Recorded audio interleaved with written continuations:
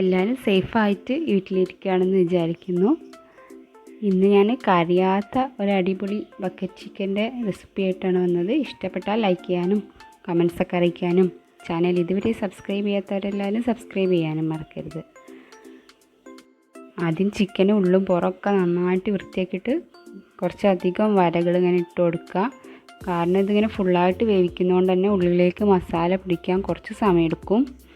അപ്പോൾ നന്നായിട്ട് വര ഇട്ട് കൊടുത്തിട്ട് മസാല പിടിപ്പിച്ച് കുറച്ച് നേരം വെക്കുകയും കൂടി ചെയ്താലുള്ളൂ ശരിക്കും ഉള്ളിലേക്ക് മസാല ഒക്കെ എത്താം. അപ്പം ഞാൻ മസാല ഉണ്ടാക്കുന്നതിൻ്റെ മുന്നേ ആദ്യം തന്നെ ആവശ്യത്തിനുള്ള ഉപ്പും 2 ടേബിൾ സ്പൂൺ തൈരും 1 ടേബിൾ സ്പൂണ് കുരുമുളകും കൂട്ടിയിട്ട് നന്നായിട്ടൊന്ന് ഇതിൽ പുരട്ടി വെക്കുന്നുണ്ട്. എന്നിട്ട് ഫ്രിഡ്ജിൽ കുറച്ച് നേരം വെച്ചാലും കുഴപ്പമില്ല. അതുമേൽ ആ ഉപ്പും എരിവൊന്ന് പിടിച്ചോട്ടെ. ചിക്കൻ നല്ല സോഫ്റ്റ് ആവും ചെയ്യും. പൊതുവേ ഈ ബക്കറ്റ് ചിക്കൻ്റെ ഉള്ളിൽ നല്ല സോഫ്റ്റ് ആയിരിക്കും. പക്ഷേ ഇങ്ങനെ ചെയ്യുമ്പം നന്നായിട്ട് ഉള്ളിലേക്കൊക്കെ ഉപ്പും പുളിയൊക്കെ പിടിച്ചോളും. ഇനി ഇതിങ്ങനെ വെച്ചതിന് ശേഷമാണ് ഞാനിതിലേക്കുള്ള മസാല ഉണ്ടാക്കാൻ വേണ്ടി പോണത്. മസാല നമ്മളെ ഇഷ്ടത്തിനനുസരിച്ച് ഏത് മസാല വേണമെങ്കിലും ഉണ്ടാക്കാം. ഞാൻ ഇന്നാളൊരു അൽഫാമിൻ്റെ വീഡിയോ ഇട്ടിരുന്നു. കാണാത്തവർക്ക് ലിങ്ക് ഡിസ്ക്രിപ്ഷൻ ബോക്സിൽ കൊടുക്കാം. അതിന് യൂസ് ചെയ്ത ഏകദേശം മസാല തന്നെയാണ് ഇതിന് യൂസ് ചെയ്യുന്നത്. ചെറിയ വ്യത്യാസം തന്നെ ഉള്ളൂ.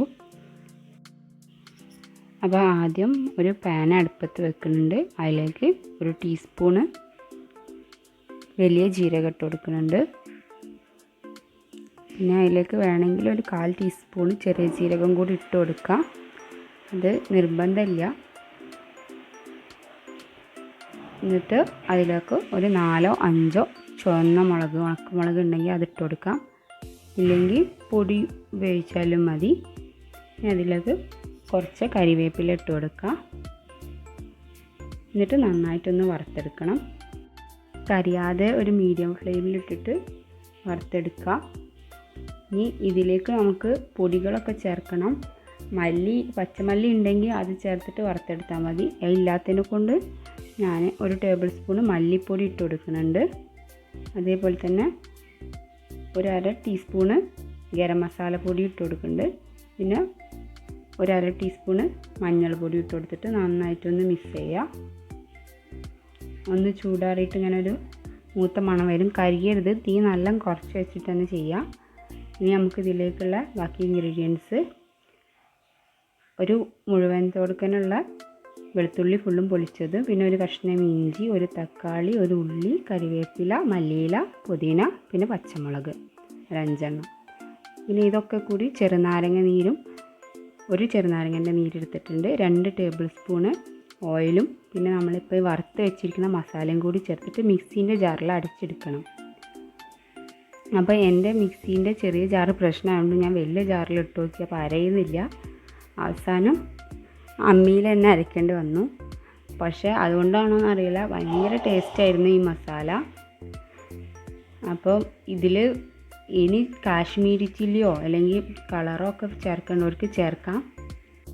ചിലർക്ക് നല്ല റെഡ് കളറിലുള്ള ചിക്കനായിരിക്കും ഇഷ്ടം. അങ്ങനെയാണെങ്കിൽ അങ്ങനെ എന്തെങ്കിലും കാശ്മീരി ചില്ലി ഏറ്റവും ചേർത്താൽ മതി. പക്ഷേ ഈ മസാല തന്നെ നല്ല ടേസ്റ്റായിരുന്നു. അതുകൊണ്ട് ഞങ്ങൾ ഇതിൽ പ്രത്യേകിച്ച് വേറെ ഒന്നും ചേർത്തിട്ടില്ല. ഇതിങ്ങനെ തന്നെ മസാല പുരട്ടാണ് ചെയ്തത്. പിന്നെ ഞാനെങ്കിൽ അമ്മിയിൽ അരയ്ക്കുന്നുണ്ടെങ്കിൽ കൈ നന്നായിട്ട് പുകയും. അതും കൂടി ശ്രദ്ധിക്കുക. ഇതൊരു 1.5 ചിക്കനിന് വേണ്ടിയിട്ടുള്ള മസാല ഒക്കെ ഉണ്ടായിരുന്നു. അപ്പോൾ ഞാൻ ഈ ചിക്കനിൽ പരട്ടിയിട്ടും കുറച്ച് ബാക്കി ഉണ്ടായിരുന്നു മസാല. ഇനി അഥവാ മസാല ബാക്കിയായാലും അവിടെ ഫ്രിഡ്ജിലെടുത്ത് വെച്ചാൽ മതി. നമുക്കിനി ചിക്കനൊക്കെ പൊരിക്കുമ്പം അതിലൊക്കെ ചേർത്ത് കൊടുക്കാം. പിന്നെ നമ്മളിങ്ങനെ ഇട്ടിട്ടുള്ള ഈ വരകളിലേക്കൊക്കെ നന്നായിട്ട് മസാല തേച്ച് പിടിപ്പിക്കുക. അതേപോലെ ചിക്കൻ്റെ ഉള്ളിലേക്ക് കൈയിട്ടിട്ട് കുറച്ച് മസാല അവിടെയും തേച്ച് പിടിപ്പിക്കുക. ഒരുപാട് തേച്ച് പിടിപ്പിക്കേണ്ട ഉള്ളിൽ, കാരണം ഉള്ളിലേക്ക് തീ കാര്യമായിട്ട് എത്തൂല. അപ്പോൾ നമ്മൾ ഒരു കട്ടിയിൽ മസാല തേച്ചാൽ അത് അവിടെ തന്നെ കിടക്കും. കുറച്ച് തേച്ചാൽ മതി ഒരു ടേസ്റ്റിന് വേണ്ടിയിട്ട്. ഇനി മസാല ഒക്കെ നന്നായി പിടിക്കണ വരെ നമുക്കൊന്ന് ഫ്രിഡ്ജിൽ വെക്കാം. ഇനി നമുക്ക് മുറ്റത്തുള്ള കാര്യങ്ങളൊക്കെ ഒന്ന് സെറ്റ് ചെയ്യാം. ആദ്യം ഒരു കുഴി എടുത്തിട്ട് നമ്മൾ ചിക്കനെക്കാട്ടിയും കുറച്ചുകൂടി വലിപ്പമുള്ള ഒരു കമ്പ് അതിൽ കുത്തി വെക്കണം. ബക്കറ്റ് ഞാൻ കിണറിൻ്റെ അവിടെ നിന്ന് ഊരി കൊണ്ടുവന്നതാണ്. എന്താ ഇതിൻ്റെ അവസ്ഥ എന്ന് അറിയില്ല. പിന്നെ 3-4 വാഴൻ്റെ പീസ് എടുത്തിട്ട് അങ്ങോട്ടും ഇങ്ങോട്ടൊക്കെ ആക്കിയിട്ട് ഇങ്ങനെ വെച്ച് കൊടുക്കണം. ചിക്കൻ ഒരിക്കലും നിലത്ത് കുത്താത്ത രീതിയിൽ വെച്ച് കൊടുക്കുക. ഈ കമ്പിൻ്റെ മുകളിൽ നമ്മൾ ചിക്കൻ വെക്കാൻ പോവാണ്. അപ്പം ബക്കറ്റൊക്കെ കഴുകി റെഡിയാക്കി കൊണ്ടുവന്നിട്ടുണ്ട്. ചിക്കൻ ഈ കമ്പുമ്മലേക്ക് ഇറക്കി വെക്കുകയാണ്. ചിക്കൻ ഇങ്ങനെ നിലത്ത് വീണ് കിടക്കരുത്, കുറച്ച് കയറ്റിയിട്ട് തന്നെ വെക്കുക. എന്നാൽ ബക്കറ്റിൻ്റെ ഹൈറ്റും വേണം. അപ്പം ഇതിൻ്റെ ഈ ഷോൾഡർ ഭാഗം ഈ കമ്പുമ്മലേക്കൊന്ന് കയറ്റി വെച്ച് കൊടുക്കുകയാണ്. അപ്പോൾ അത് വികൂല. എന്നിട്ട് നന്നായിട്ടൊന്ന് കെട്ടണം. അതിന് വേണ്ടിയിട്ട് കമ്പീൻ്റെ ഒരു നൂലെടുത്തിട്ട് 2 കാലും കൂടി കൂട്ടി ഒന്ന് കെട്ടുന്നുണ്ട്. അതേപോലെ തന്നെ മുകൾ ഭാഗം ഒന്ന് കെട്ടുന്നുണ്ട്. ഇതിപ്പം തന്നെ തിന്നാൻ വിചാരിച്ചിട്ട് കുറേ പേര് വെയിറ്റ് ചെയ്തിരിക്കുന്നുണ്ട് ചുറ്റിലും. പക്ഷേ നമ്മൾ ചിക്കൻ പീസാക്കി ചുടുന്ന അത്രയും ബുദ്ധിമുട്ടൊന്നും ഇതിനില്ല. കനലുണ്ടാക്കാനും വീശി കൊടുക്കാനും ഒന്നും ബുദ്ധിമുട്ടില്ല, പെട്ടെന്ന് തന്നെ ആവും. മോൾ ഭാഗത്തും കുറച്ച് കമ്പി കെട്ടിയിട്ട് ഒന്ന് ഉറപ്പിക്കുന്നുണ്ട്. എന്നിട്ട് നമ്മൾ ഇതിൻ്റെ മുകളിൽ ബക്കറ്റ് ഒന്ന് വെച്ച് നോക്കണം. സത്യം പറഞ്ഞാൽ തീ നല്ല കറക്റ്റായിട്ട് വെച്ചാൽ ഒരു പാടും ഇല്ലാതെ ഒരു അരമണിക്കൂറിൻ്റെ ഉള്ളിൽ തന്നെ നമുക്കിത് റെഡിയായി കിട്ടും. ചെറിയ വിറകുകളും ചകിരിയൊക്കെ യൂസ് ചെയ്താൽ മതി. ഇനി ചിലർ ഈ ബക്കറ്റ് വെച്ചിട്ട് അടച്ചതിൻ്റെ ശേഷം ഫോയിലിട്ടിട്ടോ മണ്ണിട്ടിട്ടൊക്കെ പൊത്തുന്നത് കണ്ടിട്ടുണ്ട്, ആവി അകത്തേക്ക് കിടക്കാൻ വേണ്ടിയിട്ട്. ഞങ്ങൾ പ്രത്യേകിച്ചൊന്നും ചെയ്തില്ല, കാരണം ബക്കറ്റ് നല്ല കറക്റ്റായിട്ട് നിൽക്കുന്നുണ്ടായിരുന്നു. അപ്പോൾ ഞങ്ങൾ ഈ വാഴൻ്റെ ഇല പൊന്തിച്ചിട്ട് അതിൻ്റെ അടിയിലത്തെ മണ്ണൊന്ന് ജസ്റ്റ് ഇങ്ങനെ ആ വാഴൻ്റെ ഇലേൻ്റെ അടിയിലിങ്ങനെ കുറച്ച് ഉയർത്തി വെച്ചിട്ടുണ്ട്. അപ്പോൾ ഇത് നല്ല അത്യാവശ്യം നല്ല ടൈറ്റിൽ തന്നെയാണ് നിൽക്കുന്നത്. പിന്നെ കുറച്ച് ഓലൻ്റെ ഇതാണെങ്കിൽ നന്നായിട്ട് കത്തും. ഫസ്റ്റ് തന്നെ പെട്ടെന്നൊന്നും കത്തി പിടിക്കാൻ കുറച്ച് വിറകുകളും വെച്ചാൽ മതി. ഒരുപാട് നല്ല കട്ടിയുള്ള വിറകൊക്കെ വെച്ചിട്ട് കത്തിക്കേണ്ട ആവശ്യമൊന്നുമില്ല. ഇതന്നെ കത്തുമ്പോൾ തന്നെ അത്യാവശ്യം ചൂടുണ്ടാവും. ഇത് അത്യാവശ്യം നല്ല ചൂടുണ്ട്. ഈ ഒരു നല്ല തീയിൽ തന്നെ ഒരു 10 മിനിറ്റ് ഇങ്ങനെ തന്നെ വെച്ചു. അപ്പോൾ അത് ഫുള്ളും ഇങ്ങനെ കത്തി കഴിഞ്ഞപ്പോൾ പിന്നെ കാര്യമായിട്ട് കത്തിക്കാനൊന്നുമില്ല. പിന്നെ 10 മിനിറ്റ് ഇങ്ങനത്തെ ഒരു ചെറിയ തീയിൽ ഇങ്ങനെ കത്തിക്കൊണ്ടിരുന്നു. പിന്നെ ഏകദേശം ഒരു 10 മിനിറ്റോളം ഈ കനലിൽ ഇങ്ങനെ കിടന്നിട്ട് ജസ്റ്റ് ഒന്ന് ചൂട് ഇങ്ങനെ വിട്ടതിന് ശേഷമാണ് ഞങ്ങൾ പൊക്കി നോക്കിയത്. അപ്പോഴത്തേനും ഈ കനലൊക്കെ നിൽക്കുമ്പോൾ നല്ല ശ്രദ്ധിക്കാം. അപ്പോൾ ഇങ്ങനത്തെ ബക്കറ്റ് ആയതുകൊണ്ട് എടുക്കാനും നല്ല സുഖം ഉണ്ടായിരുന്നു. തകരത്തിൻ്റെ സംഭവങ്ങളൊക്കെ വെക്കുമ്പോൾ ഇതിന് മുകളിൽ വെയിറ്റിന് കല്ലൊക്കെ വെക്കേണ്ടി വരും, ഇത് ഇളകി പോകാണ്ടിരിക്കാൻ. ഇതിപ്പോൾ അത്യാവശ്യം നല്ല കനമുള്ള ബക്കറ്റ് ആയതുകൊണ്ട് കല്ലൊന്നും ഞങ്ങൾ വെച്ചിട്ടില്ല.